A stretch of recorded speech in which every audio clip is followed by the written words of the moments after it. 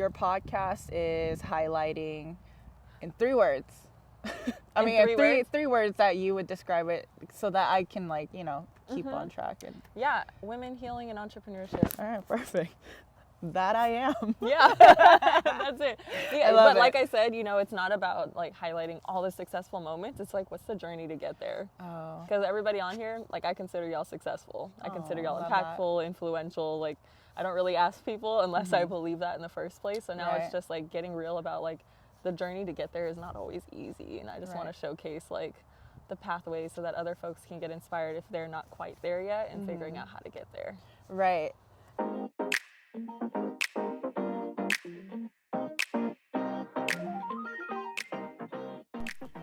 Hello, and welcome to the Here to Uplift podcast, where we center the stories of impactful changemakers, entrepreneurs, and community leaders who have done the hard work of uplifting themselves through adversity to get where they are today, and now uplift others along the way in their journeys.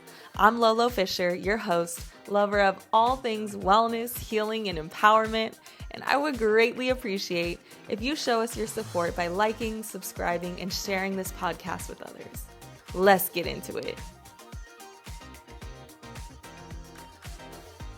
All right, y'all, welcome back to the Here to Uplift podcast. It's Lolo here, and I am here with my good new friend, which I'm excited, but even more so, growing our friendship. I'm here with Nancy Park, and we're going to talk about all things women, healing, wellness, and the road to entrepreneurship. So, Nancy, welcome. Hi, Lolo. Thank you so much for having me here.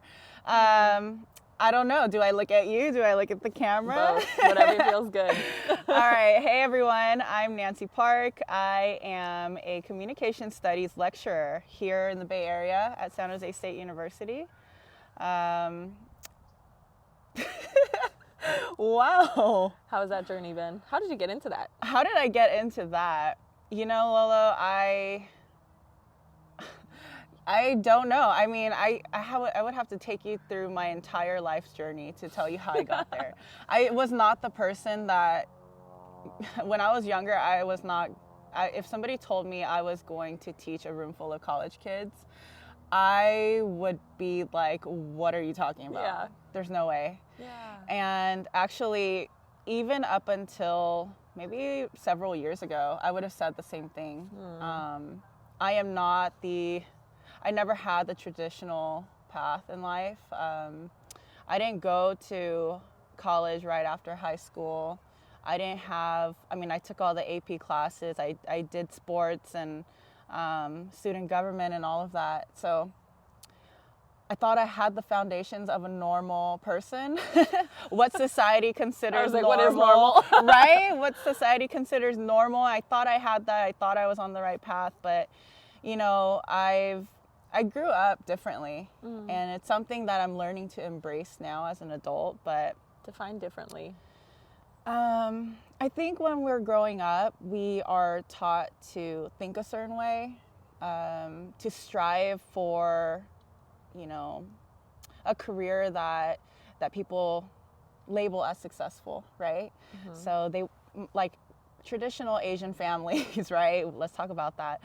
My whole life growing up, I was told, you should be a doctor, you should be a lawyer, you should be, X, Y, and Z. And for me, I knew that wasn't what I wanted. And when you're growing up with just limited options and then you're taught to think a certain way, you don't really know what's out there unless you go out and explore. So, being limited to what's out there and only knowing what I was told, I felt like I wasn't really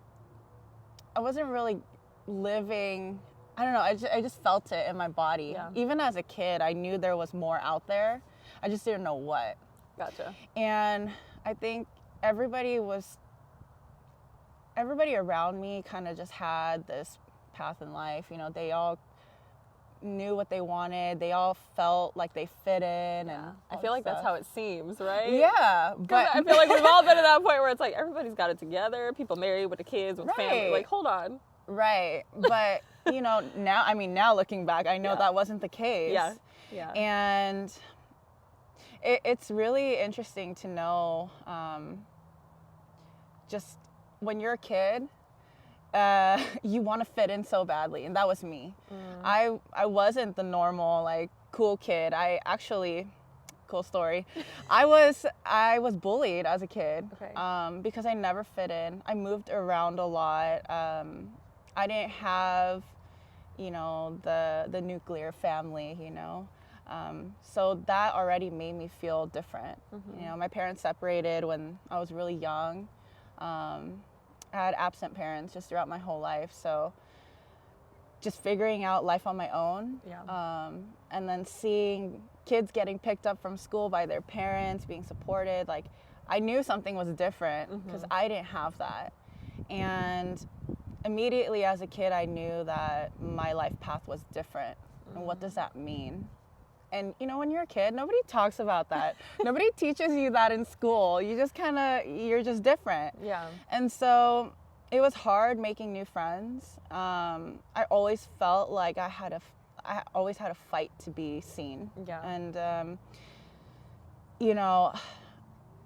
just not having these friends from kindergarten and lifelong friends that a lot of other people do have, I wanted that. Yeah. And I didn't, but, I think at some point, it might have been middle school or high school, Right.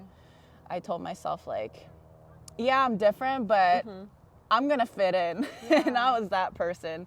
So I said, what am I going to do differently to fit in? Right. And over time, I guess, to some extent, I wasn't the most popular kid, but people knew me, and it felt good, Yeah. It felt good, but I still felt like I You're didn't something's fit off. in. Something's off still. Yeah, something is off, and it's probably because you were limiting your shine. right. When you have something in you that's different, I usually take that as a sign of expansion. Right. Like, you're ready to expand beyond whatever space or community you're in. But like you said, in your young years, like when you're a youth, you don't think about it that way. You're just like, why do I not fit in with the people that I would consider popular or elevated or whatever it is? Right. But when you figure out that spark and can just like let it grow, like, right. ooh, that's the best part. It sounds like that's kind of where you're at in life now. It is. So yeah, I'm so curious, like, we'll jump back and forth a little bit, but right now, do you still feel different, or do you feel like you've at least allowed that light to expand? Oh my gosh, it would take a whole year to tell you my whole life story, but the time that I do have, I am now learning that I get to embrace being different, and being different is my identity. Okay. And for so long in my life, I tried to be something that I wasn't really called to do. I try to figure out what box I want to fit into. And now I'm learning I'm not that person. I don't fit into a box because I get to make my own box. And that's where I'm at. I embrace, who I am. I embrace my story. I embrace the different qualities that I carry. Yeah. And I embrace the life journey that I've had. Yeah. It wasn't the most pleasant. A lot of a series of unfortunate events in my life, but I'm learning that I should embrace those things, the hard things, because now I get to offer the world that somebody else doesn't get to. Yeah. Yeah. Well, let's get into that. The hard things. Is there, because I know you and I talked a little bit before actually starting that. Right. The healing journey is really your focus right now. So is there something amidst those hard things, amidst the challenges in life, that really sparked you saying, I need to heal? Like, what was the big situation? Can you tell us about it if you're willing to? There's a lot of things that got me there, but I think when you love somebody and you know that you've caused them hurt, there comes a point where you don't want to do that anymore, but also you don't want to do that to yourself. And I've had many relationships, and it doesn't have to be just romantic, but it could be my own relationships with my brother, my parents, and even just my friends, and even my role as a professor, I think I woke up one day and I was like, I've lived a certain way. Does this fit what I want to be or who I want to be moving forward in life? You know, I think, let's talk about when you're 21, right? You have this new identity. Like, you can do all the things that you ever wanted to do, go wild, go have fun. And I'm learning that that fun can only last a certain amount of time, in the extent that I've been having fun, because now you know, as years go by, you meet new people, you kind of figure out who you are, and then you have this role where you get to inspire other people. How do you want them to perceive you is one thing, but who do you want to see in the mirror? Because who you see in the mirror is what you want the other person to see. Yes. And it's this figuring out what makes you happy. Yeah. And for a really long time, I think I was trying to figure out what made me happy. And I think up until recent times, I learned that I wasn't truly happy because I was trying to find my happiness through other people. Yeah. And how other people will accept me, and comparing my successes to other people. Which it sounded like trailed from childhood. Right. It all stems from, childhood, man. Childhood, yes. But yeah, coming back to that and then learning that there comes a point you don't want to be held back anymore, you know? I always used to do this thing where, I had to change my mindset, right? When I was a kid, the one thing that got me through all my difficulties, right? It was this idea that I'm not going to be like my parents. I'm not going to end up like them. I don't want to treat people the way that, you know, all these bad people have treated me. I'm going to be successful so that I don't have to struggle anymore. Yeah. But I learned that that was a survival mechanism. Absolutely. And when you're pushing to survive for so long, you get tired, you know? You don't get to enjoy the beauties of life. And I think that was it for me. I got tired. Yeah.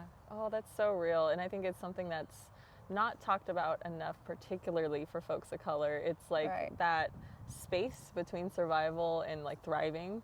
If we're saying like there's this gap of just finding a middle ground of allowing yourself to experience peace and stop self-sabotaging, allowing yourself to rest. And we just try to jump from one to the next. Like, okay, I'm finally done surviving because it's exhausting. So like, I'm going to go do all these things. And it's like, that's the fun part, right? But it's like, there's this space in the middle that's like beyond survival. Yeah. But it doesn't mean that every day is a party day. Exactly. You know? But you get to choose. You get to choose whether you want to just survive or you want to live. And it requires healing. You are your greatest critic. You put the most expectations on yourself. No one else does that to you. And I'm seeing life as like, I'm the main character. Because for so long I wasn't a main character in my own story. It was always surrounded around like who I was dating or who has affected me and just who I'm responsible for, you know. But now I'm taking ownership. Like, this is my life and I'm the main character. So what is it that I need to do so that I can make sure that I remind myself of that every day? Yeah. And I'm choosing to live. And for me, that means I have to I get to get rid of a lot of the limiting beliefs that I've had, all the negative talk that I've had towards myself. Yeah. And I'm telling you, it is hard. Yeah. It's really hard trying to face somebody that you've been living with for X amount of years and then having to break free from that. Yeah. And I think I recently talked about that in my last reel, you know, just who do you want to be? Who do you want to become? And you get to grieve the person that you once were, you know, and that it's overwhelming. Yeah. But once you get past that, you take some time to grieve yourself and you get past that and you figure out what steps you need to take to become that person you deserve to be. it's hard. Yeah. It's a practice. It is. There's a concept that you just noted here that I think is going to be really important for folks like listening and watching that is coming up more often. Like I'm hearing more people say it, and it's the phrase limiting belief. Yeah. Can you give us an example of a limiting belief that you had that you have like let go of or are working to let go of, and like what you would recommend for somebody else if they're trying to let go of some of those things? Oh, wow, there's a lot. I think one right now is, so let's talk about imposter syndrome, because it comes hand in hand, right? Okay. I used to think that because I did it, because I wasn't like an A+ student, I'm not going to be an A+ teacher. That's not true. That is not true. So when I first started my teaching journey, I didn't expect that to happen. Yeah. And mind you, I have a bunch of visible tattoos. I was probably not a great student in terms of attendance, rarely did my work on time, you know, and mind you, I graduated, I did all the work, and like, I made it through, I did it well, but I wasn't the best student. So how can I say that I'm gonna be the best professor, you know? But that's the thing, like, who you once were, that's not who you are now. Ooh, right? That piece? Right? Okay. But also, you hold yourself back when you think that you can't do something or be something. And I thought to myself, like, whoa, you know, this professor is so amazing. How can I be like her, and X, Y, and Z? And my thing is, now I see it as, well, okay, I'm put into this position because, one, they're trusting me to do this, but also, if I couldn't do this, I wouldn't have gotten myself here. Yes. So looking back at my journey, you know, I knew that there was a time in my life where I thought, okay, I grew up poor, so I'm going to be poor forever. That's not true. I thought that, I played sports when I was younger. Yeah. And I couldn't afford to be on those cool teams that everybody got to be on, that, right? And I was like, there's no way I'm going to be good enough. You know, somehow, I wasn't the best player, but somehow I ended up on varsity in high school, you know? No, somehow. Yeah, somehow. This is the point, right? though, right? You're right? still even limiting yourself. Right. And it's like, no, you were bomb. I got it. You made it. I did it. I varsity. did the work and I got there. Right. Thank you. See, we're practicing. It's a practice. But I thought to myself, well, no, somebody believed in me, and now I get to believe in myself that I am able to do this work. I get to be my own person in this role, and I get to fit a mold that nobody else has fit before. Who cares if I have a tattoo, because my tattoos don't teach my students, you know? And because I did things differently as a student, and I got to experience a lot more than just a typical go study, get A's and all this. Yeah. There's more for me to offer, and I get to embrace that. I So, love that.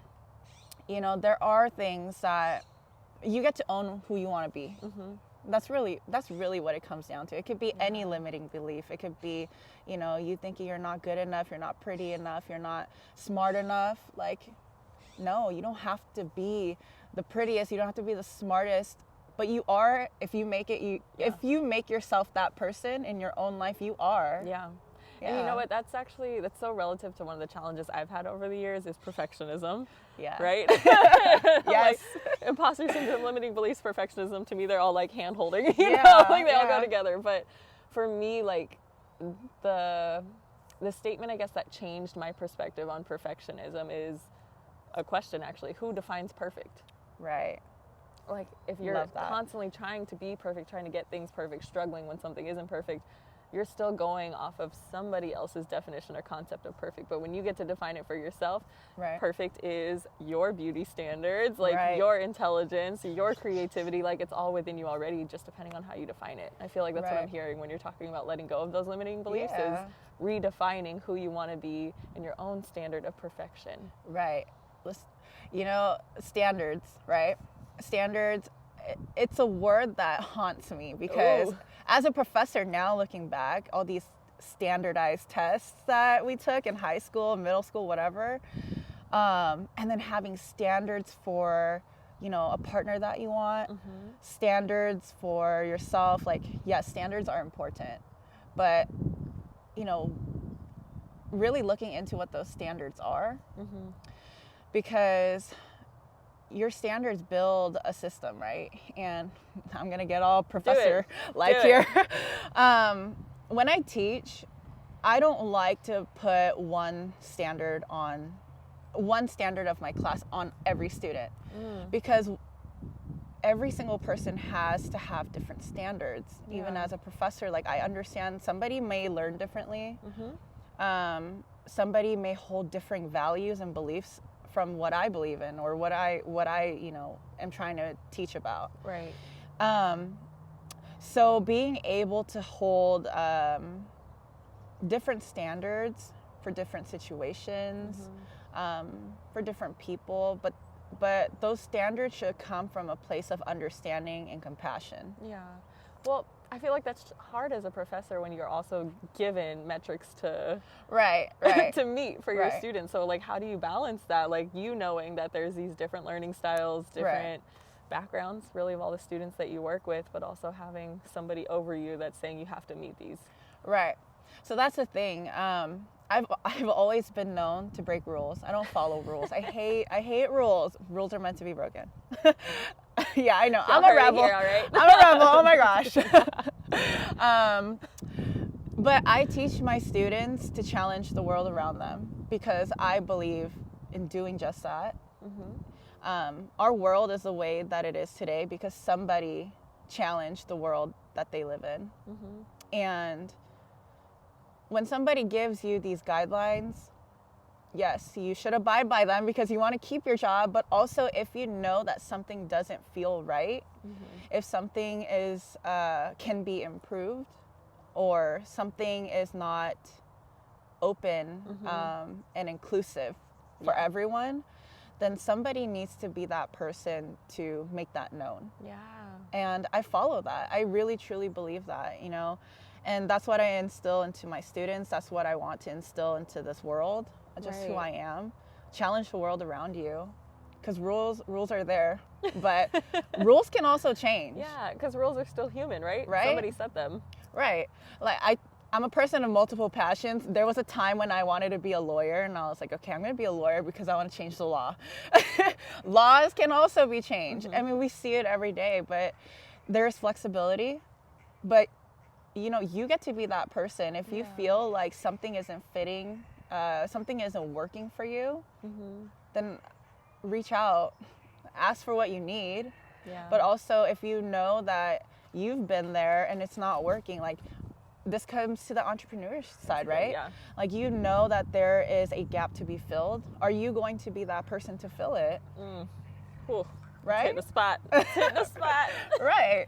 It just goes for everything in life, you know? Well, okay, so I'm interested on your perspective on this, because I feel like I've always been that person attracted to gaps. Yes. Wanting to fill gaps. Like, if I really want something, I want to do something, I want to get a service, whatever, and I can't find it, I'll create it. Right. I'll train myself up, educate myself, find all the resources I can, find mentors to, like, learn it as fully as I can, and then make it happen for others, because I know I was missing it. Right. And that's happened over my life in multiple scenarios, including recently with my studio, you know, because in Merced, like, the studio that I created didn't really exist there. Right. But there's also challenges with that, is when you're always filling gaps. One, it's the fatigue that you were kind of mentioning earlier, of, like, always trying to push.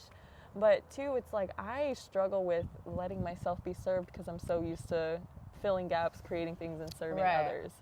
So, like, I would just be curious, as you've, like, navigated your healing journey, what would you say for me, or if anybody else is like that, gap fillers out there who overextend themselves to fill gaps? Yeah. How can we do better? Gap fillers and people pleasers. We love our people pleasers. I wasn't asking for the attack, all right?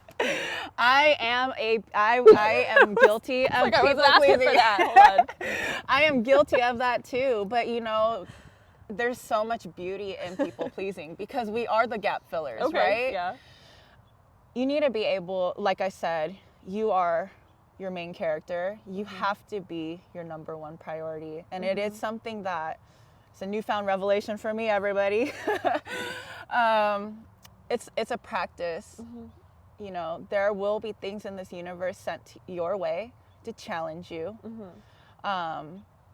But do you hold yourself to the standard that you hold everybody else? You know, are you taking care of yourself just as much as you are taking care of the person that you love, or you know, you're so inspired by this person, you want to help them get to point A to B.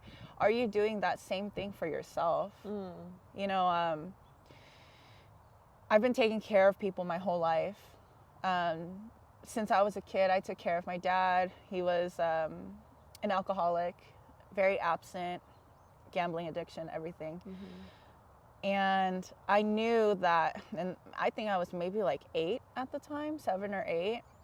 I knew that I had to stay up to make sure he comes home and that he's safe. Or I have a younger brother.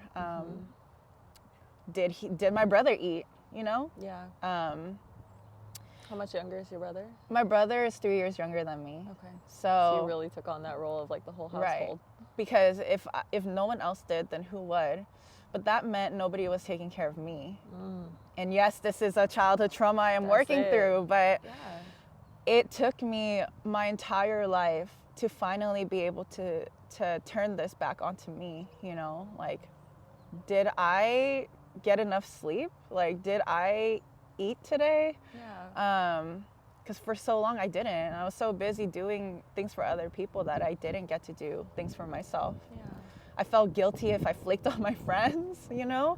Like, oh my gosh, I just made plans and I flaked on them. I'm a bad friend. That's not true. Create those labels for yourself. Right. That's not true though, because I do deserve to get rest. If I don't feel well, if I'm tired and I need the rest, then I get to have that. And my friends, if they're truly my friends, they will still be there. Another thing is, like, I think being the oldest in an Asian household, I have this expectation that I have to be the caretaker for my parents or, you know, my brother, XYZ. I am also learning that I'm not obligated to always be that person for them. Because how can you take care of somebody else if you can't take care of yourself? You have nothing to give. Right. If you're physically exhausted and somebody's asking you to, I don't know, help them move heavy things around, do you think that you can fully be there to show up and do that for them? If somebody needs your emotional help, guidance, and you're going through just emotional turmoil and you're drained yourself, I mean, how present can you really be? So make sure you take care of yourself. Because people pleasing, you know, it's a great quality to have, you know, but I see it as like an energy thing, right? You use up all your energy and you try to give, like, you cannot run, you cannot drive your car on gas on E. There's just no way. Once it's out, it's out. So you have to see it that way. Like, are you fueling yourself up before you go help somebody else? You know, thank you for that, because I think people pleasing is almost always labeled with this negative view. And you really brought this perspective of there's a balance to it, and it comes with checking back on yourself. So, and I will say this, you know, taking the time to take care of yourself is not selfish. It's not meant to be selfish. It's actually very selfless. Because you come back better than ever, right? And I think this notion of being selfish is now being perceived as negative. It's really not. There's a balance to it.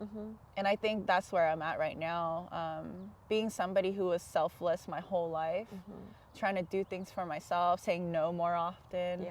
I'm starting to feel selfish. And then something in me is like this internal battle, like, oh my gosh, am I being too selfish? Am I being too selfless? You know, it's really, the healing journey really is about finding that balance. And checking back on your energy. And when you find balance in your life, in anything that you do, anything that you do in life, it just comes easier.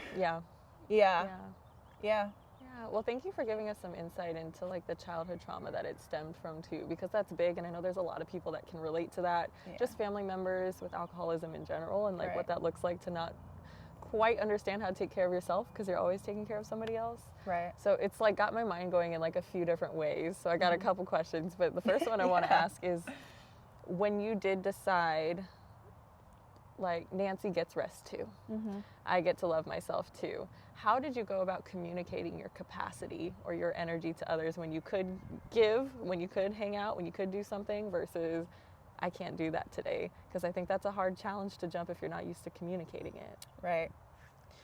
I'm not gonna lie, I still struggle with it. It's a practice, right? I have a Post-it note I have a bunch of Post-it notes on my mirror, and they're little reminders to myself. I have my affirmations, I have my goals, I have, you got to take care of yourself. And you need to have those reminders around you, because sometimes you forget. People are forgetful. Yes. So when you're practicing something you're not used to, have those reminders. But in terms of communicating, be honest, because the best thing you can do in your life for yourself and anybody else is to be honest. So if you feel tired, just tell them you're tired. I used to be that person who has to make explanations, or that was going to be my next question. like, Yes. why am I explaining myself, right? Or I need to come up with an excuse. Like, be honest, but you don't need to go into the full story. Come up with an excuse, or just lie. Lies won't hurt. Yes, they do, because it'll come back to you, and then you don't feel like you're holding on to your own values, right? But just be honest, and but you also have to be strong about the response that you get. So know that you get to be honest, but you also have to be very willing to accept the kind of response you get. Because once you start being honest with people, when that's not what you used to do, the response might also change. And so I've just been telling people, I'm tired, or I have something that is really important that I need to get done tonight, or I need to get up early tomorrow. Let's find another time. Right? Or if it's just something that, I'm not really feeling the energy, right? Maybe I don't want another time. Those are the hardest ones to communicate. Right. Right. Be open and honest about it. Like, there's just some things that I have to do. I don't think we can make it. And people need to be okay with that. Like I said, you are your own main character. Which means you also have to be your biggest advocate. Right. Yes. Because if you didn't grow up with somebody advocating for you, Yeah. you start having to learn how to do it yourself. Right. I love that you brought that up because I was so shy, super shy. I had a lot of traumas in my life, which caused me to hold back from the things that I thought.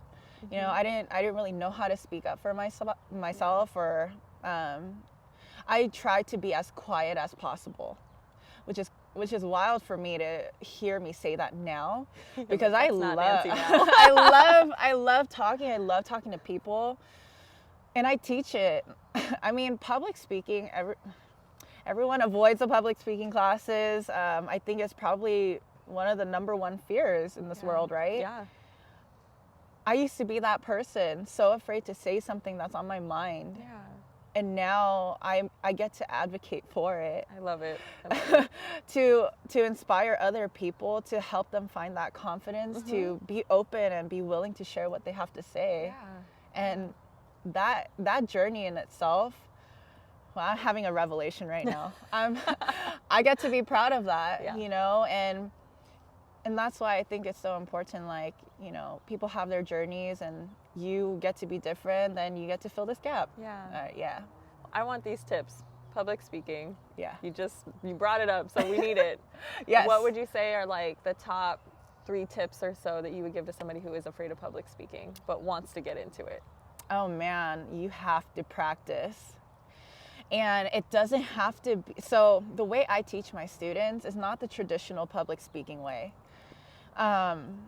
I make the room as if you are coming in and hanging out. You know, in order for you to practice public speaking, you need to start with the basics. You should be able to say a simple hello and smile first. You'd be amazed at how many people will talk without even having a smile. Interesting. Yeah. And I think there's something in a smile that relaxes you for you and your audience, right? But we're human, and speaking is a human thing. So I think, you know, just treating public speaking as a normal behavior is important. It's not this grand thing that everybody puts onto themselves. It's really just you talking to one other person, to be really honest. It's like how we're talking today. Yeah.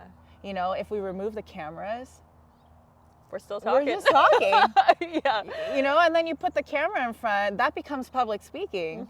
But really, if you look at it that way, like you're just talking to a friend. Or maybe you're just, you know, maybe you're just getting to know somebody just randomly. It's that practice. And I know it's hard with social media nowadays, technology. People don't get the interactions that they used to back then. But, I mean, we see people every single day, you know. So practice by make eye contact. Let's do that. Make eye contact, smile, say hi. It's a good 3 to start. Yeah, it's the basics, right? Have conversations. The more you talk, the more practice you get. Would you say that it would be better, in a sense, or helpful to treat public speaking as a conversation rather than as a lecture? Yes, it's a dialogue. Okay. Public speaking is forever a dialogue. And that has to be more of a conversation that we have, because even if you don't get it back? Everyone has, it's always a dialogue, because let's be real. I say something, someone's receiving it. Yeah. Public speaking, someone's up here, someone's receiving it. You decide what you get to do with that message, right? It's a transaction too. And a dialogue is when you are giving and receiving. And that's how it is with everything in this world, how it should be. So it shouldn't be seen as somebody is up there and speaking at me. It's somebody is up there speaking with me, right? I think that needs to be talked about more. It's more comfortable that way. Yeah, I see why you are Professor Park now. Thank you. Absolutely, because you made that so relative. Like, public speaking can be scary. When I was in college, in undergrad specifically, it kind of goes with the gap filling too. Like, I had an issue, I'm going to like overcompensate for it in a sense. But I was taking way more units than most freshmen should at the time. Right? I got all the approvals and everything, but it made me so burnt out and overwhelmed that I started falling back on things. Right. So I went to go get some help, like at our academic skills center, like tutoring and such. Loved it, loved the help I was getting, and then became an academic skills tutor. And then one of the classes that I felt so challenged in, it was a regular class as part of my Africana Studies program, but we had to do a lot of public speaking in it. And I didn't realize that it was like so challenging for me until that class, because I was used to conversations. I was used to teaching dance classes. So to me, I was like, I'll be fine public speaking because I teach dance classes. But it was different talking about a subject I was less confident on. Of course. And it freaked me out. So I finally they had like a workshop in a sense for public speaking that I took. And I was like, okay, this is good. So they were like, yeah, I'm like at the point, you know, worked through college. So I'm like, I need another job. Let's add it on, you know? So I applied to be a tutor, and that was the one they assigned me. And at first I was like, I just took this workshop. Like, I can't teach the workshop. Like, I haven't figured this out yet. And I had somebody who believed in me. I was like, it'll help you, trust. So the more I taught it, the more confident I felt speaking. And I'm like leading this workshop to my peers, you know, folks who are the same age or maybe older than me, because I was like, I think it was my second semester of freshman year and going into sophomore. Shout out to Think Tank if anybody's happening to watch this from U of A. But for me, it was that game-changing piece that when I was like, I'm just speaking to my peers, it felt so different than when I had the mind frame of, I'm talking on the subject I don't know nothing about. I don't know if anybody's going to listen to me whatsoever. Like, Right. And it's like, well, if I just treated it as a dialogue, that would have completely changed my perspective. And I got there over the years. Exactly. But I didn't have somebody like you telling me that right away. And I really wish I did. But I got there. Yeah, We got there eventually. And, you know, and I speak from experience too, you know. I wasn't always a professor, right? I did other things. I recruited in the corporate world. Yeah. And I had the blessing to be able to sit in a room full of CEOs. Yeah. And that, when you are a college student sitting in a room full of CEOs trying to pitch something you barely know anything about, it comes down to how confident you are. It really does. But part of that confidence comes from treating yourself as if you belong in that room. That goes back to the imposter syndrome. Right. Treat yourself as if you belong in that room, because you do. Well, why would you be there if you weren't meant to be there, right? But also, a CEO, a professor, entrepreneur, celebrities, they are all human. Yeah. You know, treat everyone like a human being. Yeah. Because nobody is more than you or less than you. So if you see it that way and see people as everything outside of their title, it makes it more comfortable. Absolutely. Like, they got a home life too. Right, like, right. That title does not go into their home. Right. Yeah. And that helps, you know, seeing other people as just humans, and you're just interacting with them. That's really what it is. What do you think is the biggest thing outside of the confidence piece that you learned from being in a room with CEOs that maybe has now led you into your entrepreneurship journey? Being in a room full of CEOs, they all know their mission. They all know their goals. They all know who they are. And it all ties in with confidence. And, you know, San Jose State started their school this week, and everyone loves a syllabus, right? And we go over the course learning objectives, all that. What I did was I shortened it into my own words, and I gave them 3 goals, right? Yeah. And my 3 goals for any of my public speaking students is, you're going to spend a semester with me to, 1, get to know yourself. Because if you don't know who you are, anything you say it's less believable. Oh.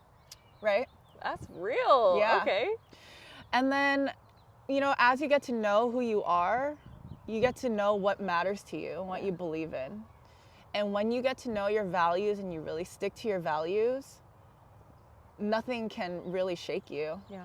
You know, even a room full of CEOs with different values and beliefs, as long as you know who you are and what you stand for, you hold just as much power as anyone else in that room. I love that. Yeah. And then the last goal I have for them is, you know, continue to practice their confidence. Yeah. And it all ties in with just how much you're practicing that. So it really just comes down to you. Yeah. Oh, I like that. Okay. How are we doing on time? You guys are about 45 minutes in. Okay, Oh, cool. okay. I got a few more questions for you. Yeah. You feeling good? Yeah. Okay, I could cool. talk all year. All year. All year. I could talk all year. That's what I do for a living. We'll just go into, month 13 over here. So 2024 now? Okay. Yeah. Okay, cool. So I want to move into your journey into entrepreneurship as we start going to a close, because you started this off before we technically said we're starting. Yes. You're like, am I actually fit to be here? This is that question of imposter syndrome somewhat, I think, but it's also a piece of how we define entrepreneurship in the first place. So what is entrepreneurship to you? Wow. You know, I have a lot of people in my life that headed into that entrepreneurship route. I've met entrepreneurs all along the way, and I thought entrepreneurship is creating something and something that is not in the usual system. Okay. So it's like whether you're selling a product or a service, you're creating something that isn't already established because you get to own it. And I guess another way to explain what I'm trying to say is someone who's not clocking in and out for somebody else. Okay. You Right. said you thought at the start of this. Has that perspective changed now? I mean, yeah, I mean, there's more to it, right? Yeah. There's more to it than just, everybody likes to glamorize the millionaire lifestyle, right? That's exactly what I thought it was way back then, like what everybody first thinks. And then I'm learning, like, no, people find gaps, then they create something out of that, and they get to be their own boss. Now I see it as an avenue to fill a space that I know that I get to fill. And I think I'm starting to let go of the millionaire lifestyle piece because I understand there's more to that. Yeah. And for me personally, like, I think that was something that kept me back from going into entrepreneurship. Okay. I knew my personality is not the I want to clock in and out thing. It never was that, but I try to make it work. And when you try to make something that does not work, the universe will tell you it is not working for you. And I got that message. And so now I was like, okay, well, that means I get to create a new avenue for my life. Yeah. And entrepreneurship is going to allow me to get that life. Am I going to be that person to advocate for myself and say you are capable and worthy of that, and are you willing to go through the struggles? Yeah, because that's going to be there for sure. Right. So do you think anyone can be an entrepreneur? Absolutely. And do you think anyone should be? Well, like I said, there are some people who do like the 9-to-5. Like, I have my best friend, he is happy with his life. You know, he's living the tech dream, right? There are people who like that. And I'm not saying that they're less or they're more, because nobody is ever less or more. But I feel that people have different callings and different purposes in life. Yeah. So I think when somebody has a dream that is bigger than what is already here, those people, yes, absolutely, be an entrepreneur. Go be that person in this world. Because if you think about it, if we have everyone wanting to be entrepreneurs, I don't know how that would work out. Ooh, I really don't know. I really don't. A lot of think, alpha energy. Yeah, right. It's like balance, right? You should. I mean, to some extent, like, a company did it. It wasn't a company before, right? But a company became something because somebody believed in themselves. And now the people who want to support that get to support that. It's balance, right? Yeah. So no, I don't think everybody should be an entrepreneur. Do what you want to do that will make you happy in life, and do what you feel is your calling. Right. I don't know if I answered the first question. You did. Yeah. Yeah, you did. So to speak in third person a bit, what is Nancy being called to right now? Nancy is being called to challenge the world around her. And what I mean by that is, I think this is really big for me because this is a revelation I had.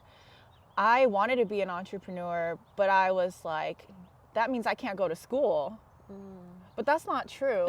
I went to school and got my master's degree, and I still want to be an entrepreneur. And I was like, wait, but if I go to school and I want to be an entrepreneur, I can't be a teacher and an entrepreneur. That is also not true. I get to be whatever I want to be. And I think there's this stigma against, like, well, you have to either go to school or you drop out of school. It's like the education side or straight to work and creativity. Yeah, and that's not it. And it's because there's a lack of connection between the two. Yeah.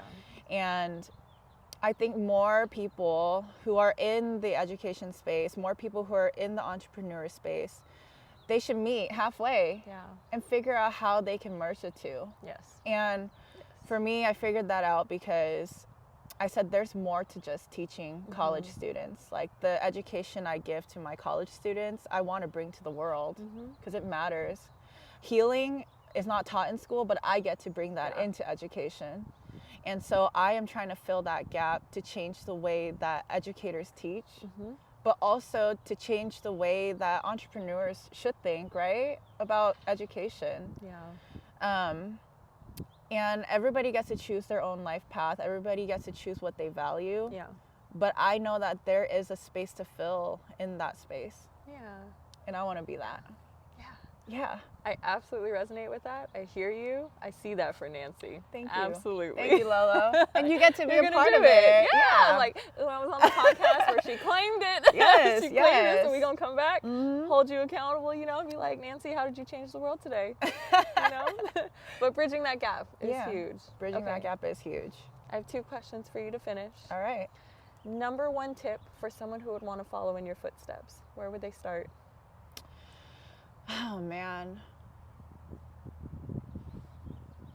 Number 1 tip to follow in your footsteps.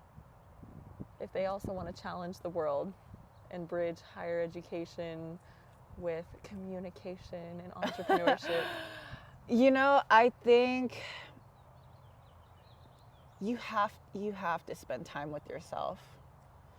You have to spend time with yourself to get to know yourself, because if you don't, you're just going to walk around aimlessly. Mm-hmm. And that was me for the longest time.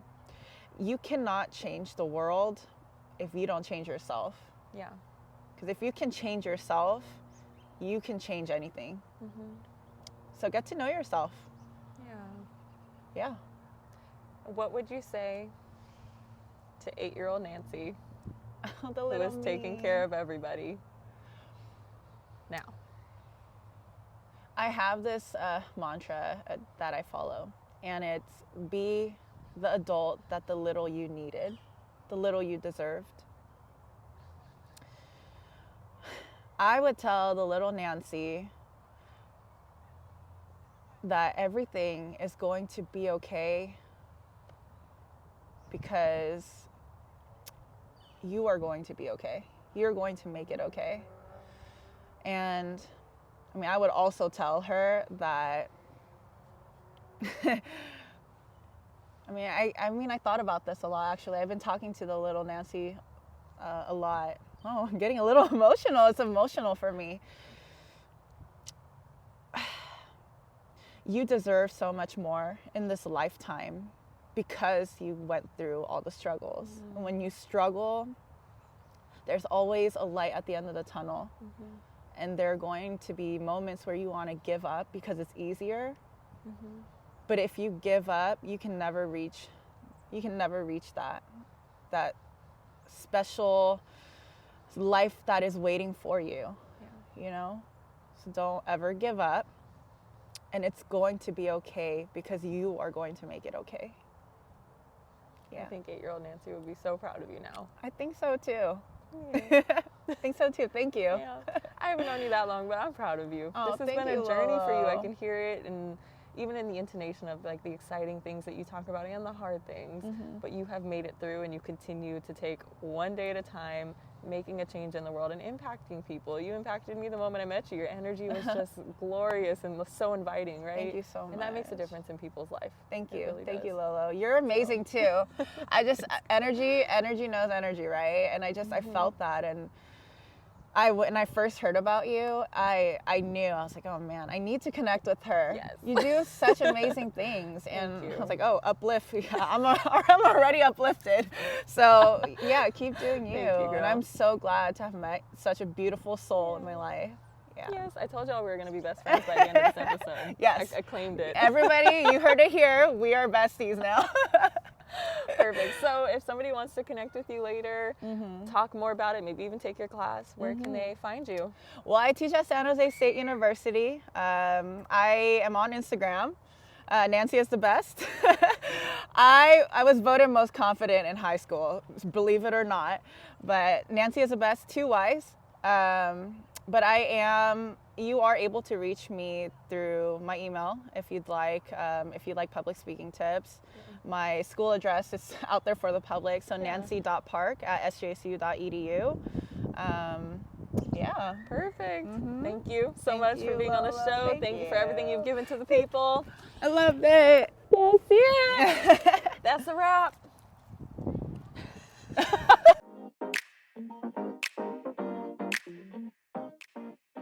thank you for tuning in to the Here to Uplift podcast. New episodes are airing every week with some bonus episodes in between too. So make sure you stay tuned by subscribing, following, liking, and engaging with us to let us know what topics you're most interested in and what might inspire you along this journey. We're going to keep working hard on our end because we are here to uplift not only ourselves, but our community too, and that includes you. So I can't wait for you to hear the next episode. But for now, do your thing, let's get it, and let's keep moving forward. Uplift yourself, friends. You got this.